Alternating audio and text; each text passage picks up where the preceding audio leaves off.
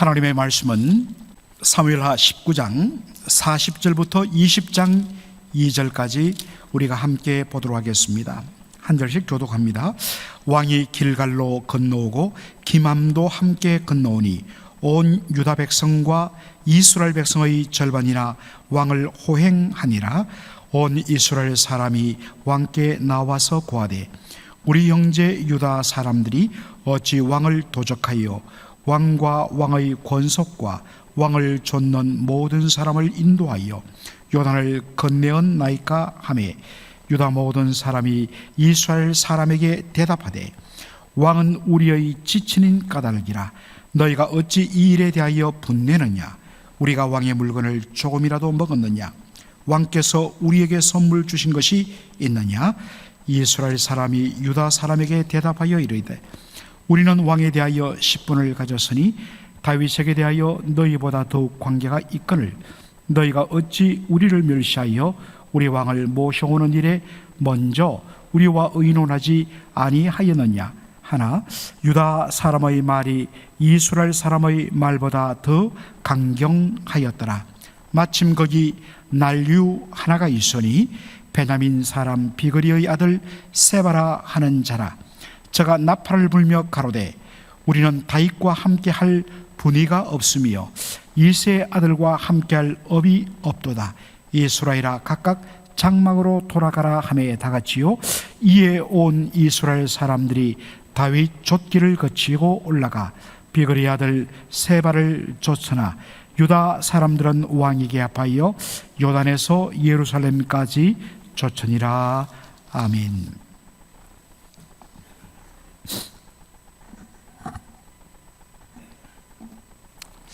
오늘 저는 본문을 중심으로 피스메이커와 트러블 메이커란 제목으로 말씀을 전하고자 합니다.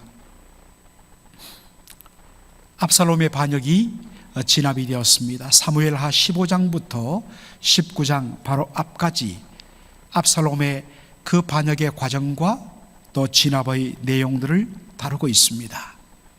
압살롬의 반역이 진압되고 요단강 동편으로 피난갔던 다윗 왕이 예루살렘으로 황궁합니다. 문제는 누가 다윗 왕을 모시고 예루살렘으로 돌아가는데 앞장설 것인가 였습니다. 다윗 왕 옆에서 다윗 왕을 모시고 예루살렘까지 가는 그 무리가 정말 가장 다윗에 가까운 그러한 사람일 것이라는 생각을 하게 된 거죠. 이로 인하여서 다윗이 속한 유다 지파와, 사실 유다 지파는 12지파 중에서도 가장 큰 지파 중에 하나입니다. 유다 지파와 북쪽의 10개 지파가 이로 인하여서 다툼이 일어났습니다. 41절 보면 이렇습니다. 온 이스라엘 사람들이, 여기에 온 이스라엘 사람이란 것은 구체적으로 말하면 북쪽의 10개 지파를 뜻합니다. 북쪽의 10개 지파 이스라엘 사람들이 왕께 나와서 고하되 우리 형제 유다 사람들이 어찌 왕을 도적하여 왕과 왕의 권속과 왕을 좇는 모든 사람을 인도하여 요단을 건너었나이까? 라고 그렇게 다윗 왕 앞에 항의하는 모습이 나옵니다. 유다 지파가 우리를 배제하고 자기들이 먼저 나가서 우리와 함께 의논하지 않고 먼저 가서 다윗 왕을 모시는데 앞장설 수 있습니까? 왕이 왜 그것을 허락하였습니까? 라는 항의입니다. 수적으로 봐도 우리가 유다 지파에 비해서 자그마치 10배나 더 많은데, 우리가 지분이 훨씬 더 많은데 어떻게 유다 지파가 우리 앞서 저렇게 할 수가 있습니까? 그러자 유다 지파는 핏줄 논리를 가지고 자신들의 행위를 정당합니다. 42절에 보니까 유다 모든 사람이 이스라엘 사람에게 대답하되 왕은 우리의 지친, 정말 우리의 같은 핏줄이 아닌가. 다윗 왕은 유다 지파 출신이죠. 그러니까 우리가 남이가, 우리가 당연히 다윗 왕을 예루살렘으로 모셔오는데 가장 앞장서야 되는 것 아닌가? 얼핏 보면 그럴듯합니다. 이것으로 한참 서로 왕 앞에서 실랑이를 벌이다가 유다 지파가 나머지 10개 이스라엘 지파를 이겨버립니다. 43절에 보니까 이런 말씀이 나오죠. 유다 사람의 말이 이스라엘 사람의 말보다 더 강경하였더라. 여러분, 영어 성경에 보면 responded even more harshly, 훨씬 더 harshly, 거칠게, 강경하다는 이 말이 과격하고 날카롭고 혹독한 언어를 쓰는 것을 말합니다. 여러분, 우리나라 말에도 목소리 큰 놈이 이긴다, 그런 말이 있죠. 무조건 소리 지르고 무조건 소리를 높이고 상대방이 말하는 것들을 듣지 않고 막 귀를 막으면서 큰 소리를 내는 것, 얼핏 보면 이기는 것 같습니다마는 이것 때문에 상대방의 마음을 상하게 만들어버립니다. 잠언 15장 1절, 종종 우리가 살핍니다마는 유순한 대답은 분노를 쉬게 하여도 과격한 말은 노를 격동하느니라 하는 말씀이 있습니다. 유순하다는 것, 물론 말의 표현이 아주 부드럽고 순한 말을 뜻하기도 하지만 말이 유순하게 되려면 어떻게 되겠습니까? 그냥 내 생각대로 말하다 보면 절대로 부드러운 말, 특별히 감정이 자극될 때는 부드러운 말이 나오지 못하게 되는 것입니다. 그래서 이 유순한 말이란 것은 히브리 원어로 보면 잘 정제된 불순물들을 자꾸 걸러내어서 불순물이 없는 상태를 만드는 것을 정제하다라고 하죠. 말을 꺼내면 담을 수가 없습니다. 그래서 말하기 전에 먼저 과연 이 표현이 이 상황에 적절한가? 비록 의미상으로는 맞지만 이것이 표현되어졌을 때 상대방을 자극하나 해서 원래 의도와는 다르게 전해지지 않을까? 또 그러고 또 걸러내고 또 한 번 더 다듬는 것, 그래서 나온 말이 뭐냐? 유순한 말이란 것입니다. 우리가 그런 실수를 많이 하죠. 속상한 나머지 그저 내 입에서 마음에서 나오는 대로 불쑥 말하다 보면 사실은 그런 의도를 가지고 한 말이 아닌데 이것이 번져갖고 완전히 다른 더 큰 싸움이 되는 것들, 참 우리가 살면서 얼마나 많이 실수합니까? 여러분, 그래서 시편 기자는 주여 내 입술에 파수꾼을 세워주옵소서라고 그렇게 기도하기도 했습니다. 그런데 그렇게 하지 못하고 정말 속에 넣는 대로 과격한 말, 강경한 말, 거친 말 하다 보면 상대방에게 상처를 주고 내 목소리가 크면 당장 이길지는 몰라도 상대방의 마음을 그렇게 험집내어서 이것이 더 큰 불씨가 되는 것을 우리가 아는 것입니다. 여러분, 누가 먼저 다윗을 모셔야 하는가? 누가 먼저 얘기했습니까? 누구분 어떻습니까? 라는 답으로 귀결됩니다. 이것은 죽고 사는 진리의 문제가 아닙니다. 이것은 본질의 문제가 아닙니다. 이것을 가리키는 헬라어 단어가 하나 있습니다. 바로 아디아포라입니다. 대수롭지 않은 것들, 별로 차이가 없는 것들입니다. 높은 데 올라가서 하늘에서 내려다보면 별 차이 없고 그저 점에 불과한데 바로 눈앞에서 보라보니까 그것이 정말 죽고 사는 큰 문제처럼 보여요. 그럴 때 한 걸음 뒤로 물러서고 며칠 뒤로 물려서 생각하고 제3자의 관점에서 보면 아무런 문제가 아니에요. 그런데 그것을 가지고 정말 사생결단하는 이 어리석음, 이것을 가리키는 말이 아디아포라입니다. 우리가 갈등을 빚는 수많은 일들 다 아디아포라의 문제입니다. 있어도 좋고 없어도 문제없는. 그럴 때는 아디아포라 선언해야 합니다. 얼마든지 양보할 수 있고 얼마든지 먼저 내어줄 수 있고 또 얼마든지 기다려줄 수 있는 문제입니다. 그런데 문제는 이것을 진리의 문제인 양, 본질의 문제인 양 그렇게 생각하고 접근함으로 말미암아 서로 간에 양보하지 못하고 이것이 심각한 문제로 그렇게 바뀌어오는 것들을 우리가 보게 되는 것입니다. 삼자의 눈으로 볼 때 누가 먼저 모시면 어떻느냐, 이것은 도토리 기적입니다. 그런데 내가 옳다는 논리에 함몰되다 보니까 그 다음부터는 상대방의 주장에 대해서는 아예 귀를 막고 자기 소리만 하는 것입니다. 제일 좋은 것은 100이면 100번 양보할 마음을 가져야 합니다. 또한 상대방의 주장에 대하여 듣고 보니 충분히 그럴 만하네,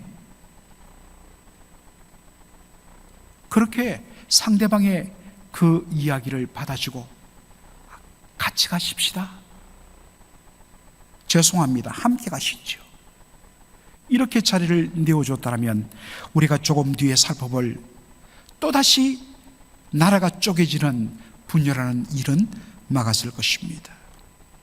이것이 바로 리더십의 참으로 중요한 덕목입니다. 성경에 보면 아브람 이야기를 여러분 잘 아시죠? 창세기 23장에 아브람과 조카 롯이 함께 살았는데 아브람도 재산이 커지고 그의 조카 롯도 재산이 커지면서 같은 땅에서는 함께 거주할 수 없을 정도가 되었고 또한 함께 있다 보니 아브람의 목자와 롯의 목자가 자꾸만 충돌하는 일이 발생합니다. 그래서 삼촌인 아브람이 조카 롯에게 말합니다.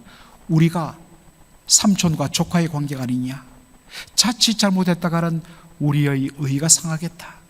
그러면서 그가 어른임에도 불구하고 조카 롯에게 제안합니다. 너에게 먼저 우선권을 주겠다. 네가 왼편을 택하면 나는 오른편을 택하고 네가 오른편을 택하면 나는 왼편을 택하겠다. 우선권을 롯에게 줍니다. 그래서 눈에 보이는 좋은 땅, 소돔과 고모라 땅, 물이 풍성한 그 땅을 택하여 사실은 그것이 죽음의 길인 줄 모르고 롯이 그것으로 들어갔죠. 그런 후에 아브라함이 척박한 땅을 택합니다. 그때 하나님 말씀하십니다. 네가 밟는 이 모든 땅을 내가 너와 내 후손에게 주리라. 사람의 눈으로 보면 내가 좀 양보한 것 같습니다.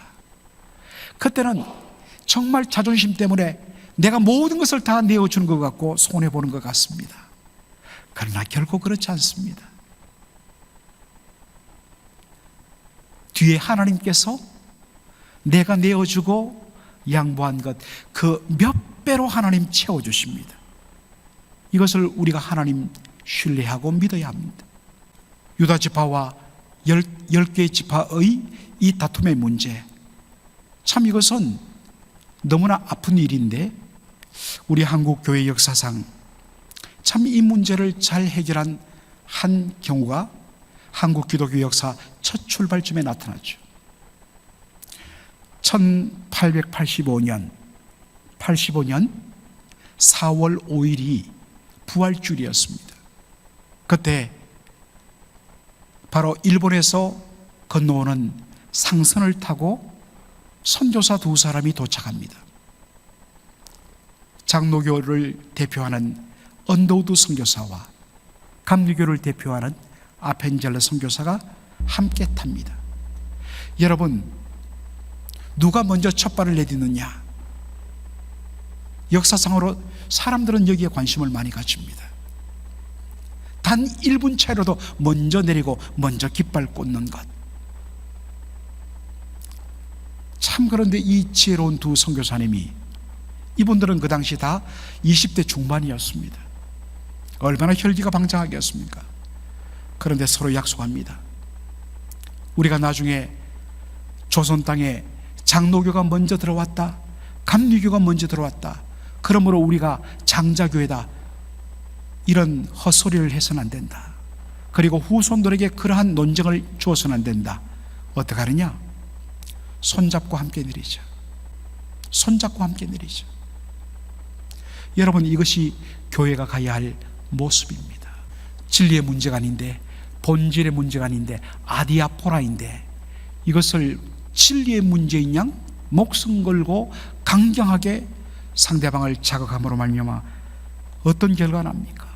서로에게 씻을 수 없는 상처를 남기고 결국 분열로 치닫게 됩니다.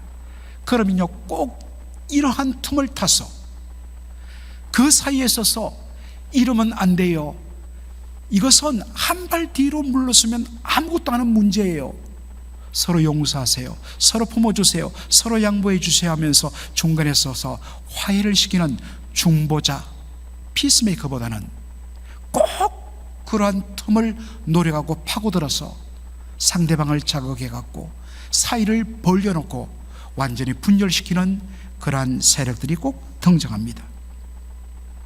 사무엘하 20장 1절에 보니까 1절로 2절에 마침 거기 난류 하나가 있으니 베냐민 사람 비그리의 아들 세바라 하는 자라. 저가 나팔을 불며 가로되 우리는 다윗과 함께할 분이가 없으며 이새의 아들과 함께할 업이 없도다. 이스라엘아 각각 장막으로 돌아가라 하며, 이에 온 이스라엘 사람들이 다윗 좇기를 거치고 올라가 비그리의 아들 세바를 쫓으나 유다 사람들은 왕에게 합하여 요단에서 예루살렘까지 쫓으니라 라고 되어 있습니다. 세바는 베냐민 지파 사람입니다. 사울 왕가 소속입니다. 그는 유다 지파 때문에 속이 상한 10개 지파 사람들의 눈치를 딱 보자 말자 틈을 노려서 파고들어갑니다. 우리는 더 이상 다윗을 따를 필요가 없다. 그래, 유다 지파 너희들끼리 잘해라. 나머지 우리 10개 지파 따로 살림 차리자. 나를 따르라. 나팔을 붑니다. 사람들이요, 참 이러한 선동에 순간적으로 욱해갖고 따라 나갑니다. 물론 결과적으로 오래가지 못하죠. 여러분, 여기서 우리가 주목할 단어가 바로 세바를 가리키는 단어 한번 넘겨주실까요? 이게 잘 안 되네. 난류라는 단어입니다. 여러분, 난류라는 이 단어를 히브리어로 표현하면 벨리알입니다. 예, 마침 거기 난류가 하나 있으니 베냐민 사람 세바라. 난류, 여러분들 벨리알로 번역되는데, 벨리알은 히브리 단어인데 이 벨리알을 우리 개역 한글판에는 난류, 비류 이렇게 번역하지만 개역 개정판에는 거의 통일적으로 불량배라 번역합니다. 사실 불량배라는 단어가 훨씬 와닿죠. 불량배 맞습니다. 그렇게 번역됩니다. 그런데 이 벨리알한 단어를, 히브리어 단어를 사도 바울이 어떻게 쓰느냐? 고린도후서 6장 15절을 한번 보도록 하겠습니다. 그 다음 그 앞에 9절, 6장 15절에 그리스도와 벨리알이 어찌 조화되며 믿는 자와 믿지 않는 자가 어찌 상관하며. 바울은 벨리알을 그리스도를 대적하는 악한 영으로 그렇게 묘사합니다. 바로 마귀를 가리키는 표현이 벨리알이기도 합니다. 사람에게 적용되면 불량자라는 뜻이지만, 불량배란 뜻이지만, 이 벨리알은 마귀를 가리키는 표현이기도 합니다. 여러분, 마귀의 뜻이 무엇입니까? 마귀는 이간질하는 자를 뜻합니다. 하나님과 사람과 사이의 틈을 파고들어서 관계를 갈등을 일으키며 깨트리는 것이 뭐냐? 마귀 벨리알입니다. 그리고 그 이간질의 수단이 거짓과 의심과 미움입니다. 자, 이것 때문에 아까 우리가 잠시 보았지만 이 벨리알을 NIV 영어 성경에는 트러블 메이커라고 번역을 하는 것입니다. 참 좋은 번역이에요. 트러블 메이커, 트러블을, 문제를, 갈등을 일으키는 자입니다.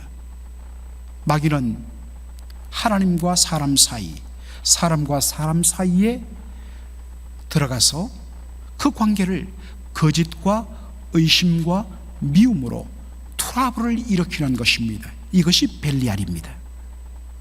세바는 양쪽의 갈등을 비집고 들어와서 의심을, 미움을 부추기면서 완전히 분열하게 만듭니다. 여러분, 우리 예수님께서 말씀하신 천국 백성은 어떤 존재인가?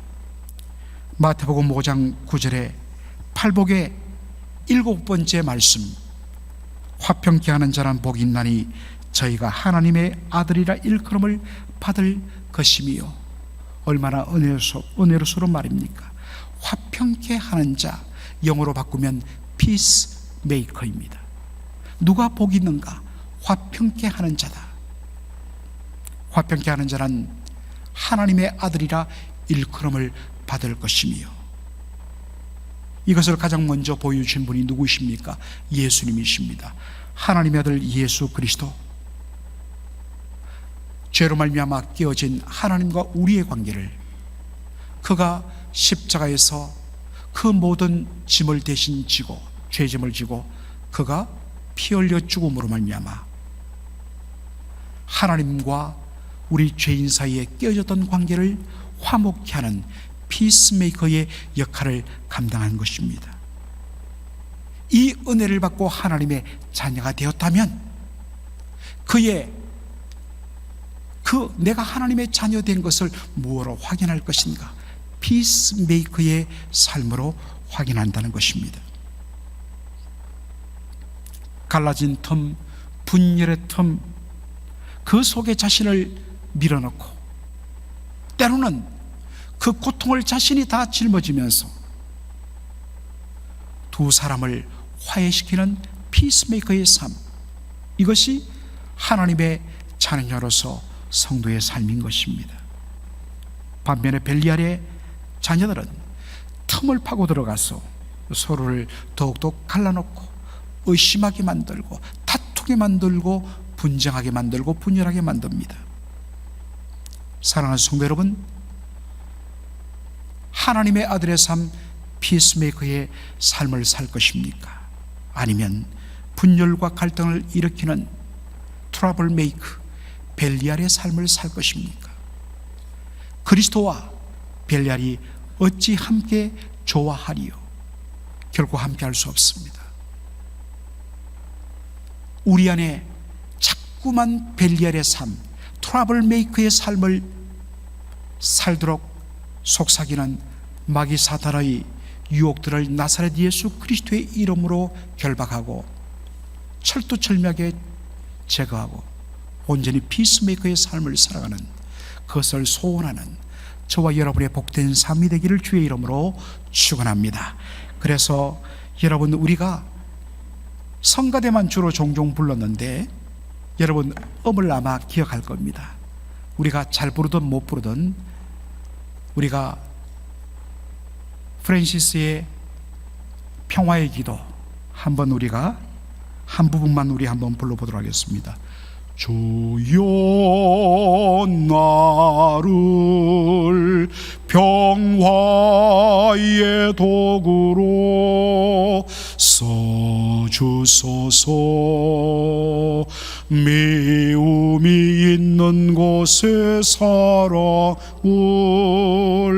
상처가 있는 곳에 용서를, 미움이 있는 곳에 사랑을,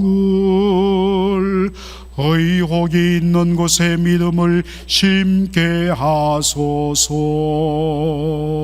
위로받기보다는 위로하고, 이해받기보다는 이해하며,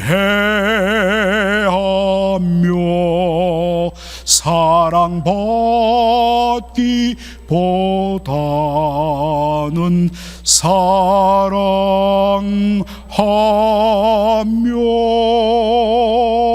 주님을 온전히 믿음으로써 영생을 얻기 때문이니, 주여 나를, 주여 나를 평화의 도구로 써주소서. 아멘. 아버지 하나님이여, 독생자 예수 그리스도, 하나님의 아들 예수 그리스도께서 십자가를 지시고 피스메이커로서 하나님과 우리 죄인 사이를 화해시키시고 화목시킨 결과로 저희들이 하나님의 자녀가 되었습니다. 그러므로 마땅히 하나님의 자녀된 자 피스메이커의 삶을 살아가는 저희들 되게 하여 주옵소서. 분열이 있고 갈등이 있고 대립이 있는 곳에 진리와 의와 사랑과 용납과 양보로서 서로를 하나 되게 만드는 피스메이커의 삶을 살게 하여 주옵소서. 끊임없이 우리의 귀 속에 거짓과 의심을 속삭이며 사이를 갈라놓는 트러블 메이커의 삶을 살라고 하는 마귀 사단의 유혹을 나사렛 예수 그리스도의 이름으로 대적하고 끊어버리고, 오 주여, 주여 저를 평화의 도구로 써 주시옵소서. 예수님의 이름으로 기도하옵나이다. 아멘.